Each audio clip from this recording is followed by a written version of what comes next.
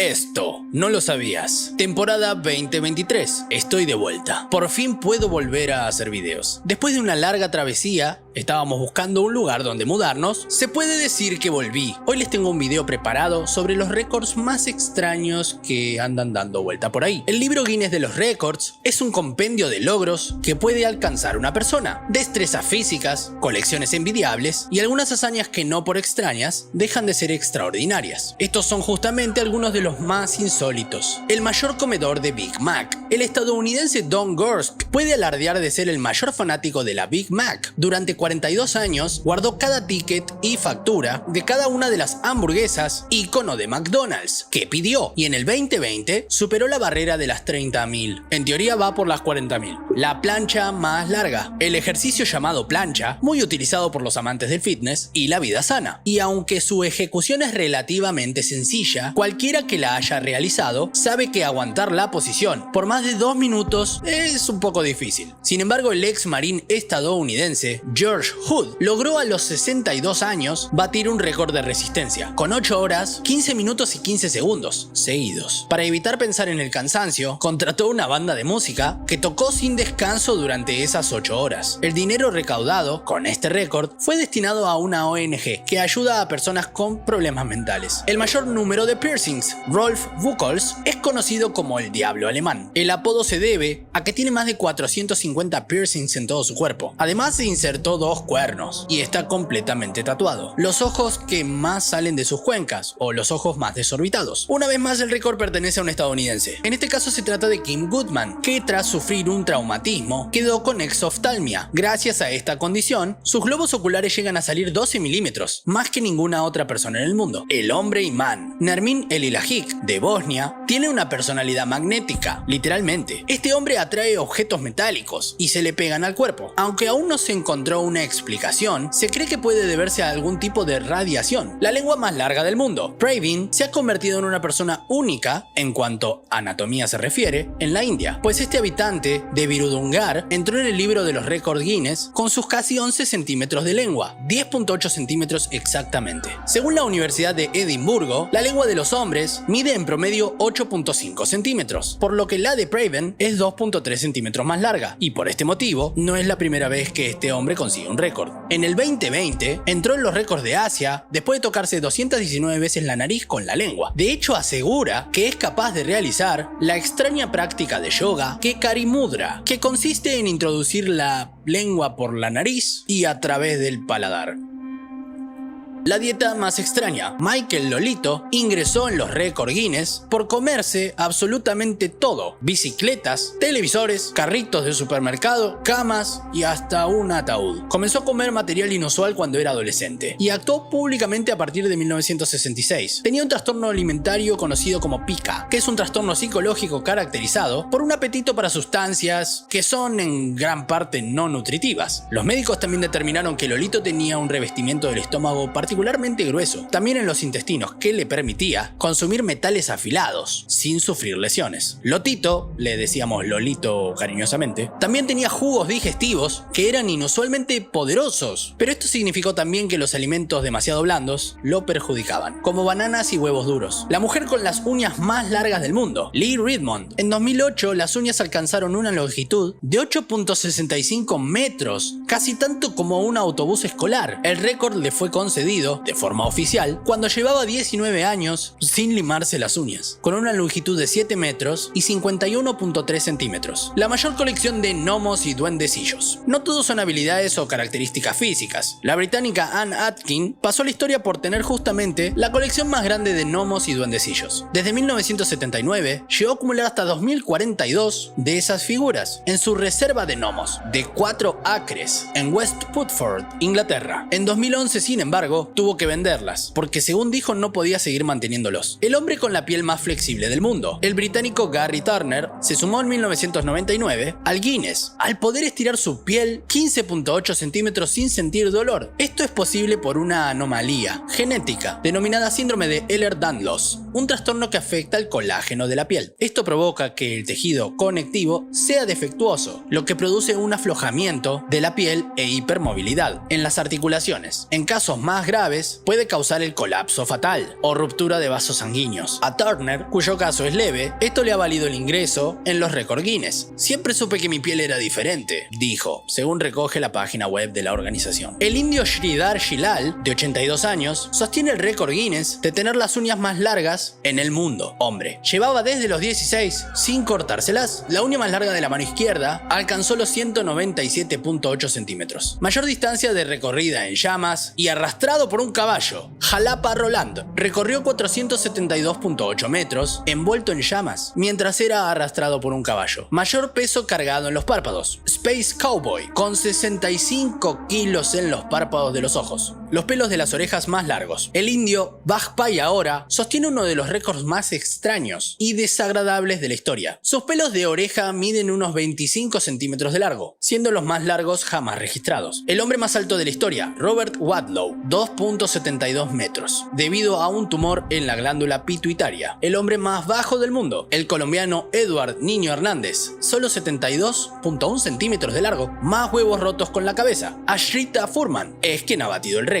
Logró aplastar 80 huevos de un solo golpe, mayor número de personas disfrazadas de pitufos. En el festival Mugnomanilla, en Irlanda en 2008, alrededor de 1200 personas disfrazadas de pitufos batieron uno de los récords más particulares de Guinness, el libro con derecho de autor más vendido y el más robado. El propio libro de los récords Guinness también sostiene dos récords. Por un lado, es el libro con derechos de autor más vendido en la historia, y también sostiene el logro de ser el libro más robado en las bibliotecas públicas en Estados Unidos. ¿Por qué se forma la niebla? La niebla es un fenómeno meteorológico que consiste en la formación de nubes muy bajas, en contacto con el suelo o poca altura. Estas nubes están formadas por innumerables gotas de agua, tan diminutas que pueden quedarse en suspensión. La niebla se forma al evaporarse el agua del suelo, agua o humedad. Esto provoca el ascenso de aire húmedo, que, al entrar en contacto con corrientes de aire fría, lo condensa, dando como resultado la aparición de estas nubes bajas. Por esto mismo, la niebla produce una considerable sensación de frío y humedad. En ocasiones llega a mojar. Se llama neblina cuando afecta menos la visibilidad, y bruma cuando la humedad es menor al 80%, por lo que se dice que las partículas en suspensión en la atmósfera no son agua, como la niebla o neblina, sino polvo. En cuanto a la calima, se trata de una bruma pero más fría, porque la nieve es blanca, blanco como la nieve, en efecto, y eso a pesar de que está formada por cristalitos de hielo, pero que en realidad son transparentes. La nieve tiene color blanco por la misma razón que parece blanco el vidrio molido, y en general todas las sustancias transparentes trituradas. Si machacamos hielo con un mortero o lo raspamos con un cuchillo, obtendremos también polvo de color blanco. Este color se debe a que los rayos de luz, al penetrar en los diminutos pedacitos de hielo transparente, no pasan a través de ellos, sino que se reflejan dentro, en los límites de las partículas del hielo con el aire. Es la reflexión interna total. Entonces la superficie, que dispersa desordenadamente en todos los sentidos los rayos de luz que inciden sobre ella, es percibida por el ojo como blanca. Por lo tanto, la causa del color blanco de la nieve no es otra que su fraccionamiento. Cuando los intervalos entre las partículas se llenan de agua, esta pierde su color blanco y se vuelve transparente. Un buen experimento es meter nieve en un tarro transparente y agregar agua. ¿Por qué se producen los relámpagos? El preludio de un relámpago es la separación de las cargas eléctricas en la nube. La negativa se acumula en la parte inferior, mientras que la positiva lo hace en la superior. Cuando la carga negativa crece lo suficiente para vencer la resistencia eléctrica del aire, que sucede a unos 18.000 voltios, un flujo de electrones empieza a descender de la nube, zigzagueando hacia la Tierra. La proximidad de los electrones hace que se acumulen cargas positivas en la Tierra, que usan cualquier objeto conductor de la zona para subir edificios, árboles o personas. Y empieza el despliegue pirotécnico. Es una especie de gigantesco cortocircuito. En menos de una milésima de segundo, la corriente alcanza cifras de entre 10.000 y 200.000 amperios. Aunque el flujo real de partículas es descendente, el punto de contacto entre el chorro de la nube y el de la Tierra asciende a unos 80.000 kilómetros por segundo. El contragolpe descrito contribuye con más electrones y calienta el aire alrededor a 50.000 grados centígrados. Cada metro de aire caliente en el canal del rayo brilla tanto como 1.000.000 de bombillas de 100 vatios. El brillo de ese contragolpe ascendiendo es lo que llamamos relámpago, solo que a nosotros nos parece como si descendiera.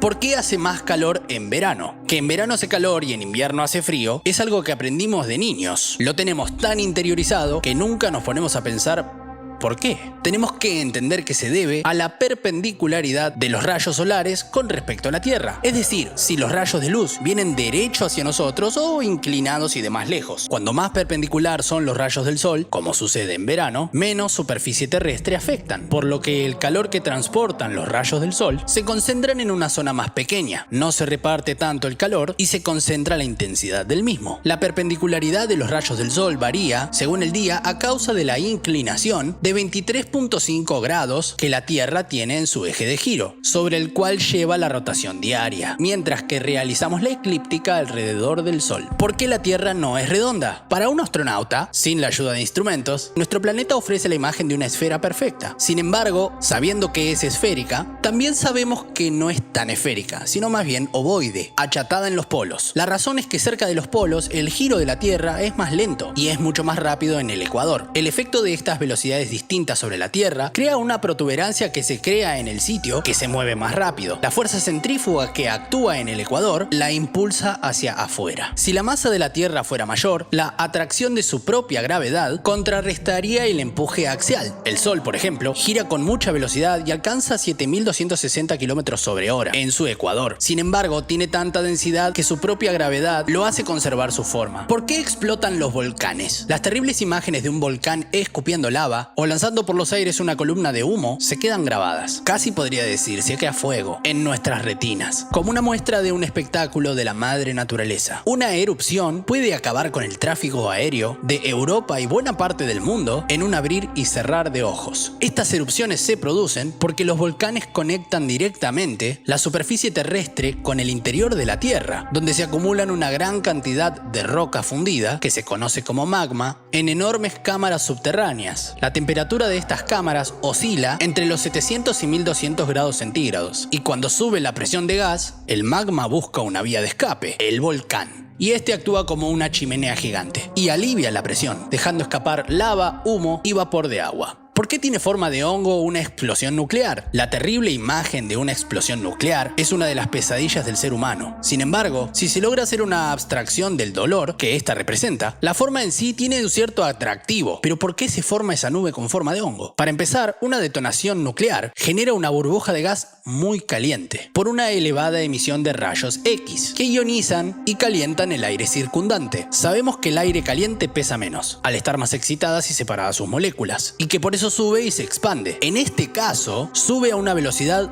muy grande, dado que el cambio es repentino y muy extremo. Esto crea una intensa corriente ascendente que arrastra más aire y materiales. Así es como se forma el pie del hongo o el tallo. Las temperaturas más altas se concentran en la parte central de la bola de fuego. Su interacción con el aire frío de la parte exterior causa un movimiento circular de convección que arremolina material para afuera y hace crecer el diámetro de la cabeza del hongo. Que el sombrero de este hongo sea más o menos chato lo determina el choque de la nube de gas contra el límite de la troposfera. La bomba que forma la cabeza más plana es la de hidrógeno. Su bola de fuego sube tan arriba que golpea la capa atmosférica que separa la troposfera de la estratosfera. En esta capa fronteriza, llamada tropopausa, existe una notable diferencia de temperatura con las dos capas limítrofes, para evitar que se mezclen. Cuando la bola de fuego llega hasta la tropopausa, no cuenta con suficiente calor como para atravesarla y se aplasta. ¿Por qué las plantas son verdes? Es debido a la presencia en ellas de una sustancia llamada clorofila, habitual en casi todas las plantas con semilla, así como en helechos, algas y musgo. La clorofila puede formarse en raíces, tallos, hojas y frutos y no desaparece. Si bien en ocasiones, por ejemplo en otoño, es solapada por otros pigmentos, lo que posibilita que aparezcan los pigmentos rojizos y amarillos, característicos del otoño, aunque la principal función de la clorofila no es mantener a las plantas verdes. En realidad esta sustancia permite a las mismas respirar y alimentarse. No en vano se encarga de absorber la luz para la realización de la fotosíntesis. ¿Por qué a veces llueven ranas? Si no está Moisés de por medio, la lluvia de ranas o de otros animales como peces o aves no tiene nada que ver con alguna plaga bíblica. Este curioso acontecimiento, que suele dejar perplejos a aquellos quienes les toca recibir este singular chaparrón, es el resultado de un fenómeno meteorológico extraordinario que puede estar acompañado de lluvia común o no. Sucede cuando un tornado o tromba marina, a su paso sobre un cuerpo de agua, captura los pequeños seres vivos acuáticos que habitan en él y tras mantenerlos suspendidos en el aire, los acaba dejando caer a kilómetros de distancia. Estos tornados parecen selectivos, porque suelen cebarse en bancos de animales, pero también pueden capturar cualquier ser acuático que habite en ese medio en cuestión y cuyo peso no sea significativo. Los tornados son tormentas giratorias que se forman en el interior de nubes de tormentas o tempestad, en las fronteras que separan las corrientes ascendentes de los tiros descendentes. Primero aparece una nube embudo, que luego se extiende hasta tocar el suelo. Los tornados concentran toda su fuerza destructiva en una pequeña zona, y su fuerza es enorme. Sus vientos alcanzan velocidades de hasta 480 km por hora. Hay que decir que su violenta corriente es capaz no solo de absorber peces y ranas, sino vacas, caballos y hasta automóviles. Si bien en estos casos, como no se lleva toda una manada, la lluvia de vacas está descartada. ¿Por qué existen las fuentes termales?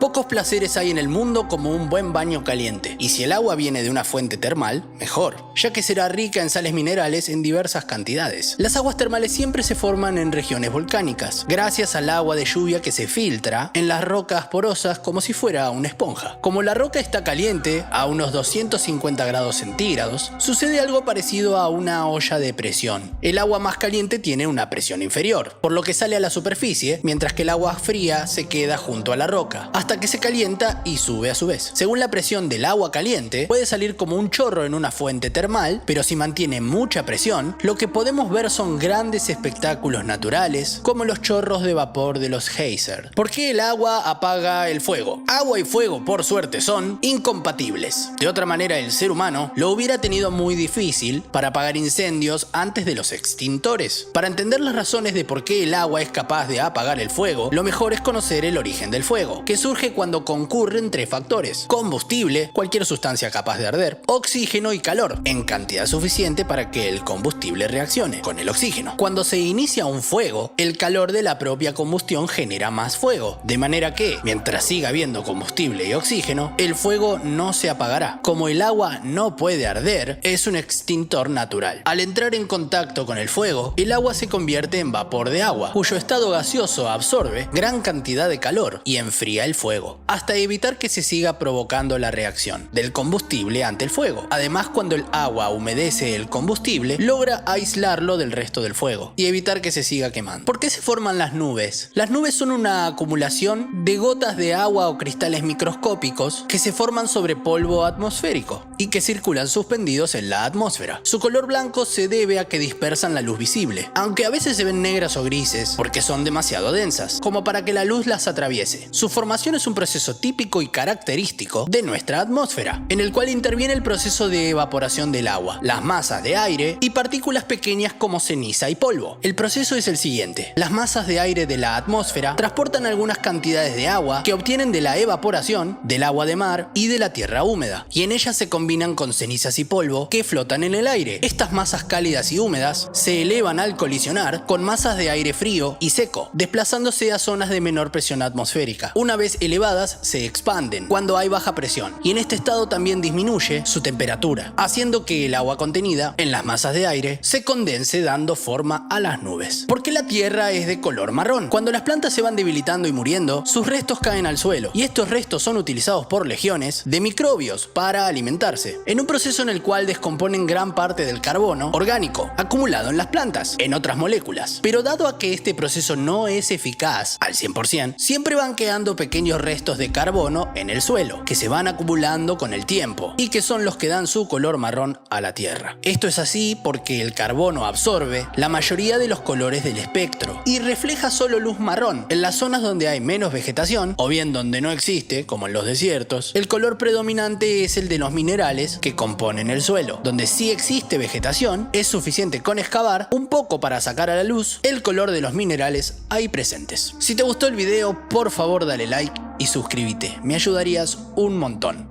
Muchas gracias.